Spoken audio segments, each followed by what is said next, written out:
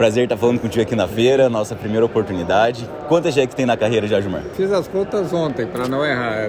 São 28. 28 jacks. 28 jacks. O que a jack de 2023 tem de especial e de diferente? O que você pode compartilhar com a gente das outras 28? A jack ela sempre mostra uma evolução, né? Porque até uma discussão se de um ano, né? Ela é todo ano, né? Se tem desenvolvimento e cada vez mais a gente vê que tem. No passado, quando tinha uma jack para outra, a gente via muita coisa repetida, né? Mas hoje, com a velocidade da informação, né? A velocidade de tecnologia, também a parte de tecnologia de materiais, de processos, todo ano a gente vem e tem algo novo. Mas uma coisa que me chama a atenção é que o primeiro ponto é a parte de sustentabilidade, né? Tá todo mundo mais preocupado em relação à proteção do meio ambiente, de criar produtos, né, com menos solvente ou sem solvente, que possa ser reciclado. Muito se fala em economia circular, em logística reversa, né, em ESG, coisas que não se falavam tanto nas jacks anteriores. Então se vê uma preocupação de todas as empresas com isso. Legal. E de quem usa também. Então eu acho que o ponto sustentabilidade e essa preocupação com a pegada de carbono, tudo isso é uma coisa que o compósito pode ajudar, né? Pode ajudar o planeta, mesmo com... Sempre a gente falou muito em reciclabilidade, de o compósito não ser reciclável, ser um termofixo, mas hoje existe alternativa. Tendo conhecimento, tudo pode ser feito. Então, sustentabilidade eu acho que é um ponto diferencial.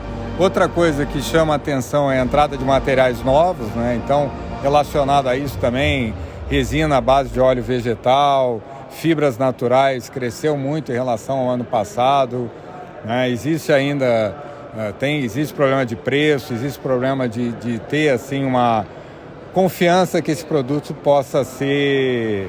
não falte, né? Porque desenvolver o produto que a gente possa ter problema de abastecimento sempre preocupa. Mas a fibra natural também está crescendo muito. Então são materiais que estão muito ligados, relacionados com a parte de sustentabilidade. Outro ponto importante é a resistência ao fogo, né? Então cada vez mais se fala em materiais para resistência ao fogo.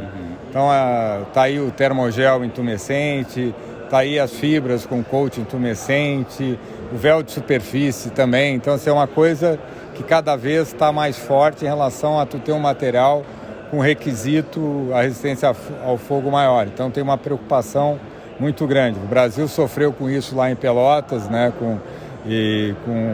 da Boate Kiss, que foi uma tristeza, e é bom ver isso, né, ver a preocupação de se construir produtos que possam ter resistência ao fogo. Então, eu acho que sustentabilidade, alto desempenho, a gente já tem materiais com alto desempenho. Então, a fibra de carbono não é novidade. Vem aí a fibra de basalto, que tem uma resistência intermediária entre a fibra de vidro e a fibra de carbono, e com uma característica também de resistência ao fogo. A fibra de basalto melhora muito a resistência ao fogo. Então, assim, é um mundo. O compósito tem muita possibilidade de formulações, de flexibilidade. Isso é difícil para quem entra agora entender isso, né? Como é que eu calculo? Agora mesmo eu estava discutindo com o pessoal que está querendo iniciar no compósito, a pergunta: como é que eu calculo uma peça de compósito, de fibra de vidro, com reforço igual eu faço no aço? Então não vai fazer igual, porque o nível de conhecimento que precisa, nós podemos variar muitas coisas no compósito, né? Que no aço não é que não tenha, existem vários tipos de aço, mas o compósito eu posso alterar resina, posso alterar reforços. Para quem não conhece compósitos, o que é compósito? E aonde a gente pode ver isso sendo aplicado na vida, no dia a dia de uma pessoa que não é do mundo dessa indústria de compósitos? A gente chama compósito, basicamente, o compósito ele pode ser feito com polímero, tá? É um polímero, é um plástico, tá? Então a gente tem muita... Porque quando eu falo um polímero é diferente de um plástico. O plástico tu relaciona com a tua sacolinha de lixo que está em casa. Aquilo é um plástico, mas é um plástico com uma característica, não é um plástico de engenharia, né? Então, por exemplo, um plástico de engenharia é uma poliamida, que todo mundo conhece por nylon, né? Então, tu vê isso em todos os lugares que a gente está. Tu entra, por exemplo, vai pegar um metrô, onde tu senta é compósito, tá? Então, compósito é quando eu uno, que eu integro dois materiais, né, com uma característica, e quando eu uno, essa característica fica melhor. Então eu tenho uma resistência só na fibra de vidro e aqui numa resina, num polímero, num plástico, eu tenho outro. Quando eu junto os dois, eu crio um produto muito superior que eles separados, né? Então é igual uma equipe. Quanto mais nós tiver, quanto mais junto, mais forte que a gente fica.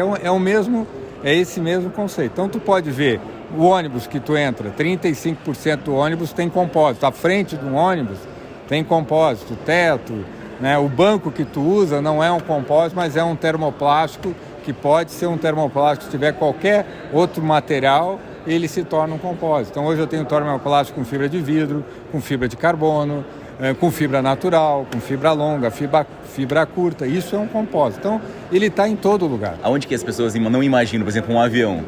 Um avião, ele tem 54% de compósito. Se fala agora em ter 100%, né, de compósito. Por quê? Questão do custo do combustível, também relacionado ao meio ambiente. Então, assim, trem, ônibus, carro, Fórmula 1. Fórmula 1, por exemplo, ele é 100% em compósito também, a parte da carroceria. Então, tem fibra de carbono, fibra aramida, que é o Kevlar. O pessoal pensa no Kevlar, e a fibra de vidro. O mercado automotivo é quem mais puxa a tecnologia de compósitos?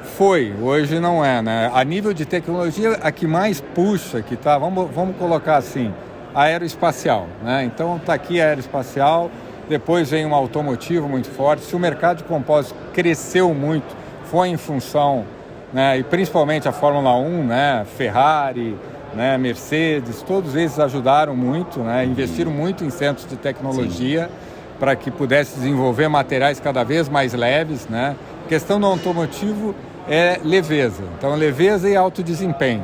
Então eles são neuróticos em relação a isso, né, em ser um produto mais leve, né? Então aí os compósitos cada vez são mais fortes. Só que hoje está indo para telecomunicações. Vocês vão ver um poste com a tecnologia 5G em compósito. Por quê? Porque ele é mais leve, né? Porque ele dura mais, porque ele tem uma durabilidade. Pode botar um poste perto do mar, ele não agride, né? As pás eólicas é outro exemplo. Então, hoje nós temos, a aeroespacial não tem alto volume, mas tem alta tecnologia. O automotivo, alto volume, consegue gerar, mas hoje tem uma energia eólica que tem um volume muito grande. A parte de esportes também, né? É enorme o mercado. Raquetes, né? Raquetes, esquis, tudo, né? Eu brinco, aquela vara que a gente dá o salto. Sim. Também, que ela dobra. Agora tem vergalhão na área de construção civil, que também é de compósito. Então, assim, e ela só não entra, não é porque ela não tem desempenho. Talvez em alguns momentos ela não seja competitiva, né? O Brasil, principalmente, onde o concreto é muito barato, o aço, apesar de ter subido também, ele é muito barato, né? Não relacionado aos compósitos. Então, assim, aonde ele pode entrar, ele vai entrar pelas características que ele tem, né? Então, é isso. Mas é assim, o mercado cresce, é uma velocidade muito rápida, né? Então, a gente vai atendendo. Eu digo, compósito, ele é uma área de soluções, ele soluciona problema, né? Eu digo, eu sonho um dia a gente poder já nascer em compósito, né? Eu criar um produto que já nasça. Geralmente a gente ainda é um material... Adapta, né? Ele material, evolui, né? É um material substituto. Eu vou lá, então... Mas assim, isso está mudando, tá aí. Olha o tamanho dessa feira, né? Eu comecei lá na primeira feira, era muito pequena. A segunda teve que sair do local que estava, foi para outro lugar um pouquinho maior. A outra já foi para um lugar maior e agora teve que vir para cá porque nenhum lugar comportava a feira, uma feira como essa, que é a maior do mundo. Então tu olha aí, fica encantada. Eu brinco, isso aqui é uma Disney, né? Para quem gosta, mesmo quem está entrando, que não conhece, né? Eu acho que é bom falar isso, assim, ó, os jovens, cara, entrar nesse segmento, né? Isso é eu não digo nem que é o futuro, isso é o presente, né? Então, fazer esses jovens virem, né, conhecer esses materiais, que a gente tem muito pouca informação ainda nas universidades, né? Então, é procurar conhecer um mercado que dá para fazer ainda muita coisa. O Brasil, perto dos outros países, como Estados Unidos, própria Europa, a Turquia produz, o tamanho da Turquia, ela tem quase o mesmo tamanho do mercado brasileiro. Quer dizer, então nós temos muito mais para fazer na construção civil, em várias áreas, né? Então eu acho que esse é o grande, isso aqui é isso, realmente tem que vir, tem que conhecer, vale a quer, eu sei que é caro, Paris é caro, mas quem quer porque é ser empreendedor também. Eu falo isso para o cara que é empreendedor. Agora mesmo eu conversei com um jovem que disse, não, eu quero fazer pultrusão, eu quero ter uma fábrica, porque eu acho que isso é o futuro. Então, isso são os grandes pontos que a gente fala hoje. E outra coisa que vai ter cada vez mais é a gente ver material reciclado e utilizar soluções onde eu posso usar resíduo, sempre olhando o meio ambiente. Então, isso aqui vai estar ligado ao alto desempenho, com sustentabilidade e com algumas características especiais para alguma aplicação, que é a resistência ao fogo. Então, show. É assim que eu resumo a feira. Obrigado pela oportunidade. Quero deixar registrado que as portas estão abertas por nós e elas foram abertas por você. Então, muito obrigado pelo teu acesso.